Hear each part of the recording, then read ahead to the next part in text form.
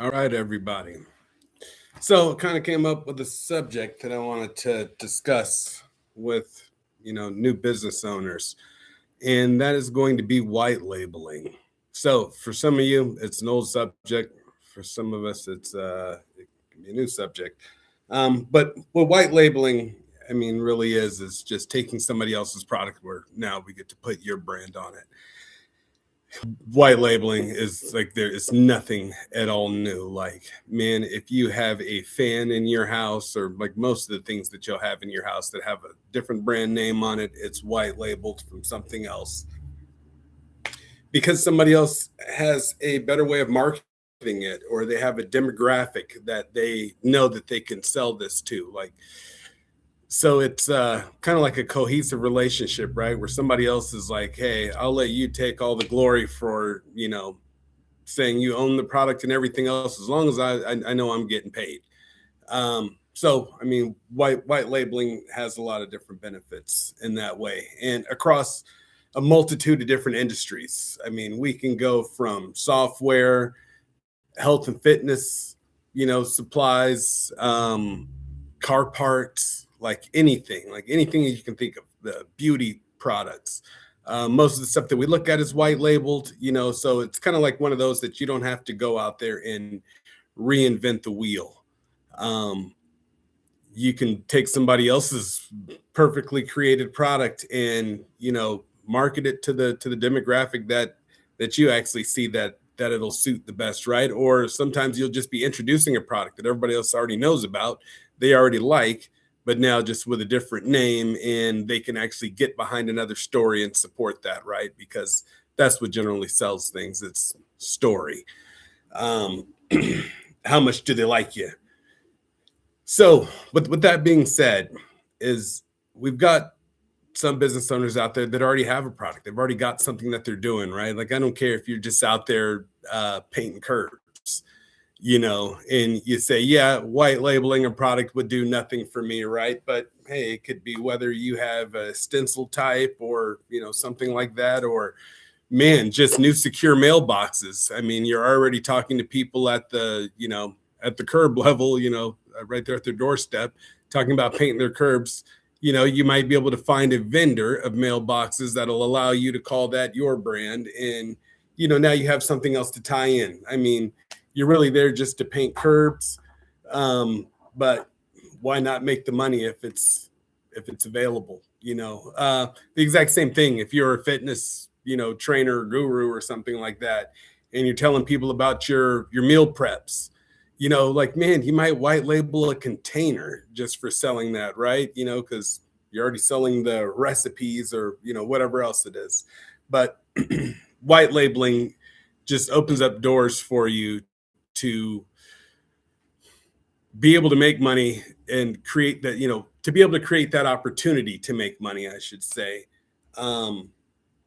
without actually having to go and create an entirely new product, right? Because just like an affiliate marketer, you have a group that you can actually sell that to, and introduce it to. And then, at the same time too, it's your medium of communication might be different than what the manufacturer has ever even set up, so you could you could get your market share, by offering your tactics for marketing and sales other than what the manufacturer would have had, set up. Now, telling some people, like, is it like the greatest idea just to build a business 100% off of just white labeled stuff? Like, none of the stuff is ever yours. And, it's the tail does pop up, right? Where you start looking at certain things. It's like, we'll take some of these celebrities going to sell you something, right? And you're looking at it like, man, this is another one of those shill products that you sold me before, the belly bands that I could tell were made in Sri Lanka or something like that, and it's just like product after product. Like, it's always something that they got you to believe in, and so that this is why I say don't go as far as to say, hey, I'm just going to be the white label king, but actually have a key product or service that you're offering that only just you have, and then build in your upsells with white labeling. If you got any other questions about white labeling, or you have a certain like project that you're working on, like, man, drop that into the chat or comment on this video or something like that.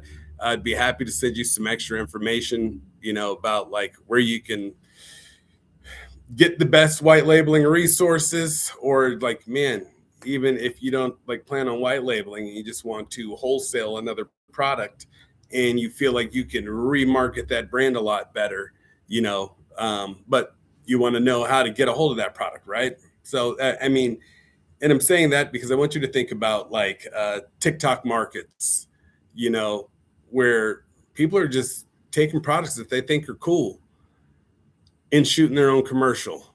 Didn't white label it, didn't do anything else like that, right? But they shot their own commercial. Their channel is already angled towards a certain type of people.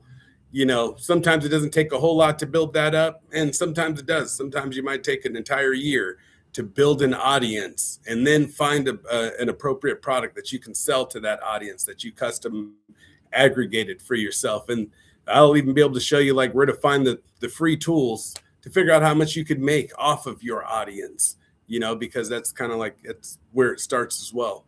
But I'll wrap this up. I'm gonna make this one short and sweet. But white labeling, should you or shouldn't you? And I'm gonna say, if you actually have a key product of your own, I would find a thing or two to white label to add with that, so that you can keep covering the spectrum of serving your customer base in a way that someone else might not have, if that makes any sense. All right, that's it. Thanks for watching. Like and subscribe.